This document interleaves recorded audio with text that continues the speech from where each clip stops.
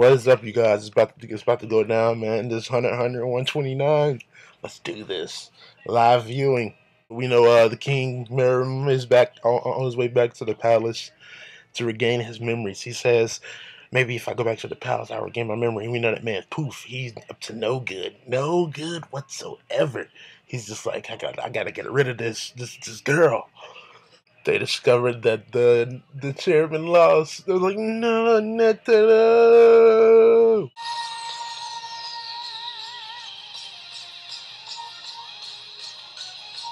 Formidable enemy, X and X clear objectives. Ooh, spooky. Time out. Time out. So the king has the IRS thing that basically generates like your nin over time, and basically it can cancel out your nin. It's following the king, and like the king and UP explained to the king, he's like it can't be destroyed. If the king just tries to destroy it, like the king's trying to destroy it, but if he destroys it, dude, he negates a nin attack. How powerful is this man? So the king, by the king being combined with UP and Poof, this man just used UP's attack. The one where he gathers up all the frustration and anger, he just used it. And we remember we never seen UP use it. UP had no reason to use it, but the king has it. Like the king used it. And he's just like it's basically like Netero's like a star attack. Basically, it's on that same level, I would say. Really? Really? Really? So it didn't work, man. He didn't negate it. If he would have negated it, it would have been awesome. The king would have like been the strongest person, probably. And basically UP's saying that the power is not meant for. It wasn't meant for him. It was meant for the king to use. Like he see how the king uses it. And he's like, it was never meant for me. It was definitely for the king. The king knows that UP has a the UP is basically he spared someone because he knows the enemy's attack, and he's like what's going on? It makes no sense. How do you know this attack if you were supposed to kill everyone? And of course, you know, UP by him sparing Knuckles and Morale, that he let them go, and then he saw their nin abilities as well. And we know in this world that once you see present nin abilities, it's basically over because you can kind of negate their attacks and know their strategies and whatnot. So the king is questioning UP right now. So even in the state of memory loss, the king is completely admirable towards what he knows. He's biased towards what he knows is right. He's a benevolent king even in this memory loss state. He tells UP, he tells UP to explain this, and UP explains, and he's like, he usually tells the truth, but and then the king says, and UP's like, I accept any punishment, any type of punishment that you give me. And the king is like, I only ask for the truth. I will not punish you because you did not tell me anything other than that. Yo, the king is a beast, bro. Like his demeanor, that's like he's like the equivalent, the anime equivalent to Jay-Z. And we know what happened with Jay-Z recently. That by them being combined now, by him having their parts, their powers, basically anything, that they are they cannot hide anything from him. That they have the same thoughts basically.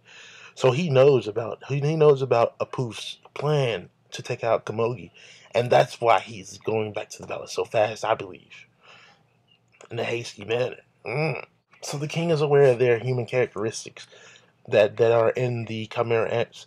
He's like, this is just a trial that we have to deal with and get past. He's like, we have to deal with. He said we have to accept the fact that you're you're emotional, and you basically have morals basically to. He's saying that to UP, and he's like, we have to, and we know that the chameleon, I forget his name, the chameleon, he's basically a traitor to the Chimera Ants.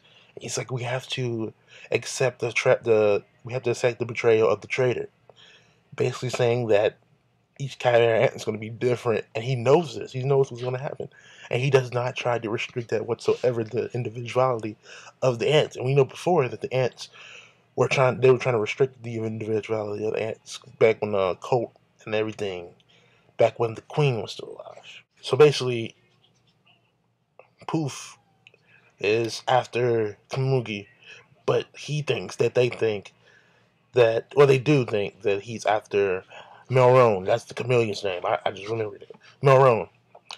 And basically, Melrone is with Kamugi and Kahlua, and they're all hidden by Melrone's power. And Kalua's like, and Knuckles is like, we should basically protect Melrone because he's after him and such not. And then Kalua out of nowhere, he's like, let's make sure.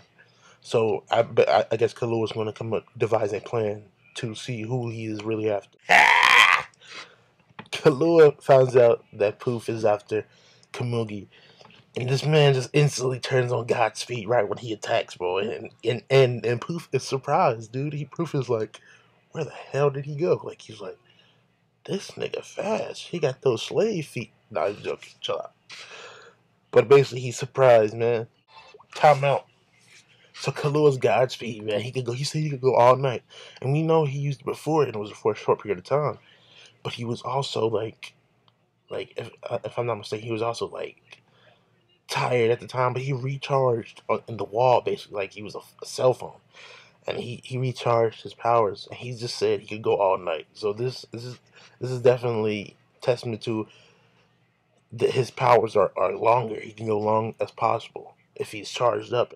And my man's Poof just said that it would be trouble even if he was at full strength to catch Kalua. This is why I say him and Gon are the fastest people ever. Gon and Kalua are fast as shit. I don't know who's faster, but they're both fast, basically. So Poof came up with the plan to basically chase Kalua away from the palace. He's trying to get her far away. Then he could deal with her, or basically just keep her far away. You know what I mean? Out of the king's sight. Because we already know he has gotten rid of the Kamugi board, or whatever the game's called. So not only does he want to chase her far away from the palace, but he wants to get her riled up, basically, and tell her that yo, you're not with the king. You should get away from those type of people. He's trying to say things to Kalua to make her uneasy and struggle, so it'll be harder for Kalua, you know what I mean, to transport her. And now Kalua realizes that he's not trying to get her back, he's trying to kill her. So Kalua, with the beastly Godspeed, he threatens the royal guard. Even though he's not at full power, he threatens the royal guard, and he says, you come in this circle, I'll kill you. But I wonder how this would have played out if the royal guard was full strength. Would Kalua have any effect at all? I mean, I know his speed wouldn't be up there at all. Like, the royal guard's speed wouldn't be up there at all. But what about the strength-wise attacks? Could the royal guard withstand those attacks? That's just something to think about. And and meanwhile, the king, Merriman, Poof, and Yuppie have arrived at the front of the palace, where all the people that he was going to devour, the selection people, are in the front. And basically, Poof's is trying to jog the king's memory, saying, these all belong to you. Do you not remember? I was mistaken. He did not get rid of the Gumsy board, or whatever it's called. I am wrong. He's about to get rid of it now. Son, that Pito and Gon sighting, it's a wrap. Of course, I'm caught up with the manga, so you know.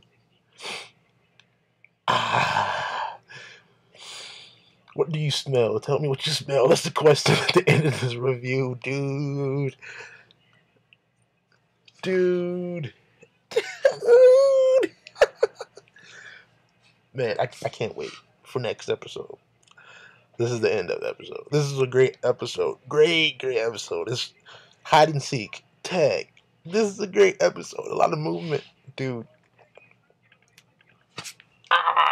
Purple rain. See you guys later.